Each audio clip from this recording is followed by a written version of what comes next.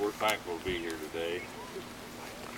Thankful that we can come back to this place where there's people that are willing to be a separated people, but learn to show the world that they're not ashamed of the gospel of Jesus Christ.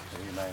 To show the world that they're willing to take the tribulation, the persecution, and take that narrow path that God has designed. But we're going to be reading out of Romans today. We promise not to be over 2 or 3 hours. I know it's hot out here. I've been praying on this for a while. The brother stirred me up. Now I got to be honest with you, this morning when he started speaking about the rock, I went all the way back to the Jordan River, and I'll preach on that just a few minutes. Praise be to God. Come on, preacher. But we're thankful to be here, and we're thankful that we've got a people here that love the Lord today. We're going to read just a few scriptures here, and then we'll just preach a few minutes and get out of the way. What shall we say then? Shall we continue in sin, that grace may abound? God forbid. How shall we that are dead in sin live any longer therein? Know ye not that so many of us as were baptized into Christ were baptized into his death? Therefore we are buried with him by baptism into death, that like as Christ was raised up from the dead by the glory of the Father, even so we also should walk in newness of life. Amen. For if we have been planted together in the likeness of his death, we shall be also in the likeness of his resurrection. Knowing this, that our old man is crucified with him, and that the body of sin might be destroyed, that henceforth we should not serve sin, for he that is dead is freed from sin. Now if we be dead with Christ, we believe that we shall also live with him. And I'm going to stop right there, but I'd like to say to you this morning, this afternoon, that we need to mark some things in our life. Yeah.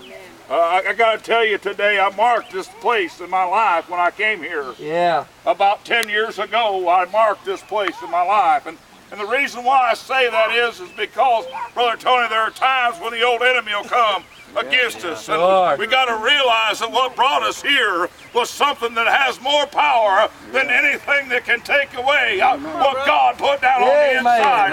I want you to know this afternoon that salvation didn't come in a little pond of water, but salvation came on a tree. Praise be to God on Mount Calvary. And that salvation brought us to the water. And praise be to God, that salvation that we got from Christ can keep us. And what we have to do every now and then is come back and tell the devil and all that he bring against us that God is the one that brought us through. Amen. The children of Israel, and I'll just go for a few more minutes, but the children of Israel went through the wilderness. God had delivered them from the bondage of Egypt. God had brought them to the Jordan River, a place on the other side of that river.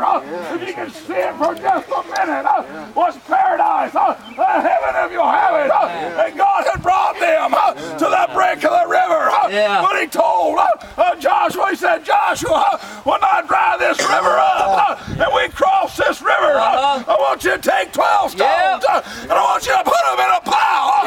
And why did he do that? So that the whole earth could know that the God of heaven delivered his people. And those of you that are getting baptized today, remember this place.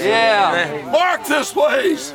Because God is able to deliver you. Buddy, no matter what comes, no matter what goes, God is down on the inside. Take something from this place and mark it in your life. Amen. Praise be to God. Amen. Brother Benny, Brother John, take